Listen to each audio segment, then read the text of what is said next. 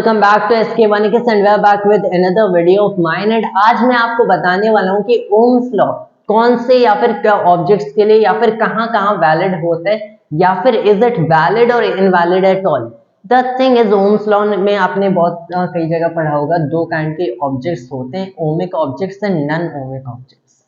तो ये तो एकदम क्लियर है कि ओम्स लॉ ओमिक ऑब्जेक्ट्स के लिए वैलिड होते हैं, नॉन ओमिक के लिए वैलिड नहीं होते। यहाँ पे ओम्स लॉ फेल कर जाते हैं। तो क्या ऐसा होता है कि रेजिस्टेंस या फिर जो पोटेंशियल डिफरेंस है, करंट का रिलेशन है, वो ब्रेक कर जाते हैं? Well the thing is basically हमें इतना तो पता है कि ओमिक ऑब्जेक्ट्स के लिए वैलिड होगा, नॉन ओमिक ऑब्जेक्ट्स के लिए वैलिड नहीं होगा। एंड ये एकदम करेक्ट स्टेटमेंट है। द थिंग इज जैसे आप ओम्स लॉ की फॉर्म पढ़ते हो, you might have read it as delta V equals IR। ऐसा आपने पढ़ा होगा कि अगर दो पॉइंट्स हैं जिनकी पोटेंशियल डिफरेंस डेल्टा V है, वोल्टेज डेल्टा V है, तब आपने पढ़ा होगा कि करंट I फ्लो कर रही है, रेजिस्टेंस R होगा, देन इन तीनों के बीच, क्वांटिटीज के बीच ये रिलेशन होता है। द थिंग इज कि क्या अगर आपके पास एक ओमिक ऑब्जेक्ट है, देन ये रिलेशनशिप ऑब्वियसली वैलिड होना चाहिए। अगर एक नॉन ओमिक ऑब्जेक्ट आपके पास है, एक नॉन लीनियर ऑब्जेक्ट आपके पास है, क्या potential difference current and resistance की ये रिलेशन फेल हो जाती है? एंड इनफैक्ट अगर आप देखते हो तो रेजिस्टेंस को डिफाइन ही इसी से किया जाता है, as a proportionality constant between potential difference and current. तो क्या resistance exactly potential difference over current के इक्वल नहीं होते? Actually that's false. ये स्टेटमेंट तो करेक्ट हो गया, लेकिन आपको समझना है कि जो आप ओम्स लॉ का ये फॉर्म पढ़ते हो, this isn't exactly Ohm's law. आपको ये समझना है। इसी का आपने एक और फॉर्म पढ़ा होगा, शायद पढ़ा होगा, इसी को अगर फील्ड के टर्म्स में लिखा जाए, आपने पढ़ा होगा कि जो वेक्टर ए होता है this is equal to rho vector J. कि यहाँ पे आपने ले लिया इलेक्ट्रिक फील्ड, अभी यहाँ पे तो हम लोग पोटेंशियल डिफरेंस ले रहे थे, here you will consider electric field, उसी का बेसिकली एक वेक्टर वर्जन है, यू माइट से इक्वल्स, यहाँ पे आप रेजिस्टेंस ले रहे हो, यहाँ पे रेजिस्टिविटी, यहाँ पे करंट ले रहे हो, यहाँ पे करंट डेंसिटी।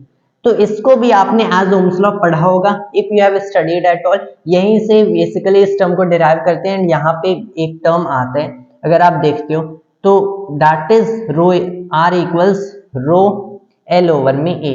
ये जो rho L over A term आता है, जब इसी स्टेटमेंट को पोटेंशियल डिफरेंस के टर्म्स में लिखते हैं, तो इसी टर्म को हम लोग R से रिप्लेस कर देते हैं, हमें डेल्टा V इक्वल्स IR मिलता है।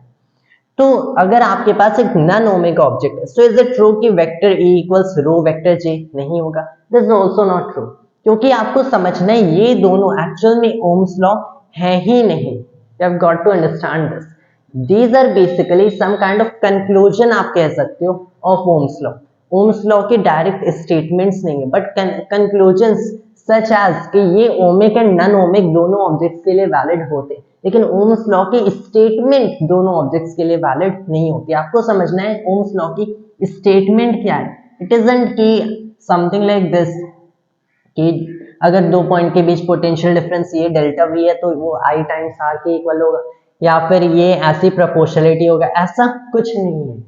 ओम्स लॉ की स्टेटमेंट एक्चुअल में होती क्या है कि बेसिकली आपके पास कोई भी मटेरियल है, और एनी ओमिक मटेरियल, हम लोग ओमिक मटेरियल की बात करें, and I am not writing the definition और एग्जैक्ट स्टेटमेंट, ऐसा कुछ मैं एक्सप्लेन कर रहा हूँ। आपके पास एक ओमिक मटेरियल है, उसमें अगर आप देखते हो तो ये जो टर्म होता है रेजिस्टेंस, ये हमेशा आपको मिलेगा एक कांस्टेंट होता है, independent of the electric field और द करंट डेंसिटी और the current and potential difference, कुछ भी, ये इन सब के इंडिपेंडेंट होते हैं। ये रेजिस्टेंस हमेशा एक कांस्टेंट होगा, जो कि बेसिकली इस प्रॉपर्टी की, इस ऑब्जेक्ट की, इस मटेरियल की एक प्रॉपर्टी है कि कैसे करंट के फ्लो को रेजिस्ट करे, चार्जेस के फ्लो को रेजिस्ट करे।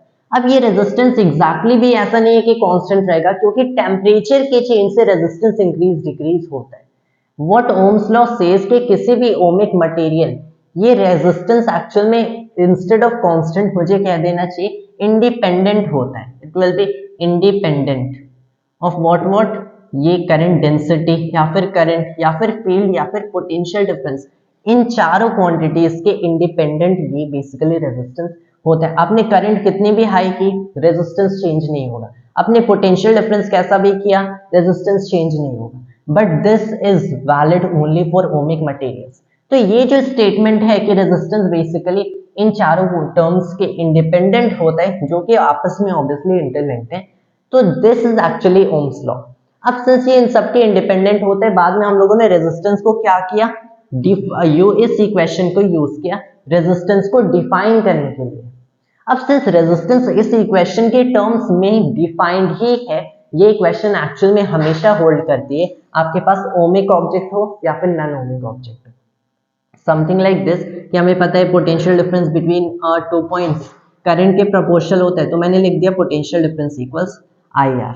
तो ये जो आर है यहाँ से डिफाइन हो जाता है as delta V over I, and इसी को अगर मैंने vector A equals rho vector J लिख दिया तो हमें पता चलता है R equals rho L over A होगा। तो ये जो स्टेटमेंट होती है हमेशा वैलिड होती है। सच एज मैं एक और एग्जांपल दे देता हूँ।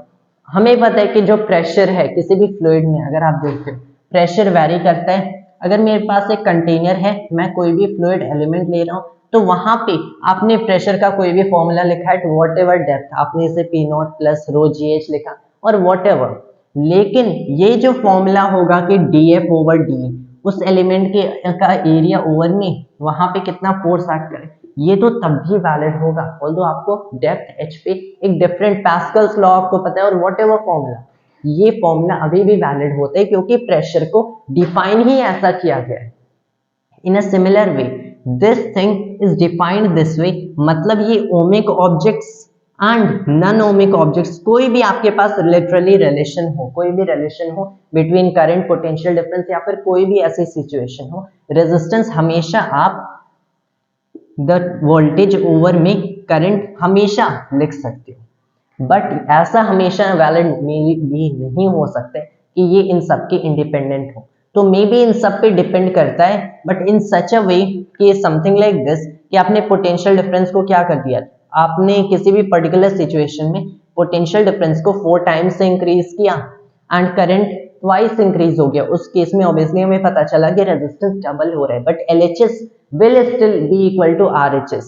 ऑल्दो ये चेंज हो सकता है किन्हीं भी केसेस में एक नॉन ओमिक मटेरियल के लिए, लेकिन ये स्टेटमेंट या फिर ये रादर कंक्लूजन, क्योंकि स्टेटमेंट तो ओम्स लॉ का ये है, ओम्स लॉ का ये कंक्लूजन हमेशा वैलिड होता है, you have to understand. So this thing will always be valid.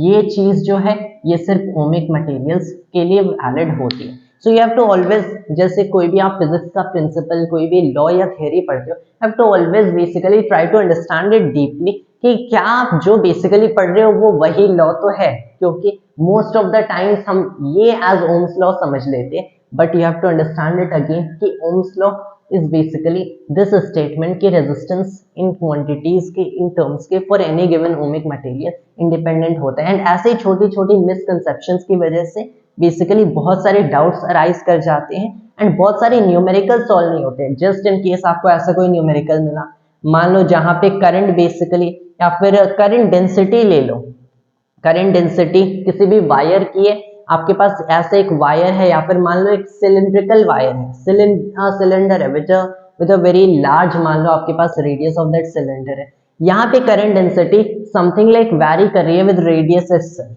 Potential difference might vary as well, current might vary as well, तो क्या आप वहां पे resistance equals delta V over I लिख सकते थे अगर आपको लगता कि ये चीज सिर्फ ओमिक मटेरियल्स के लिए वैलिड होती है?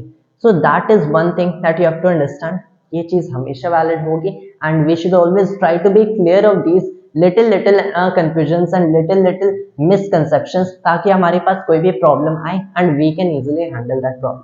That was all for today's video and thanks to all viewers.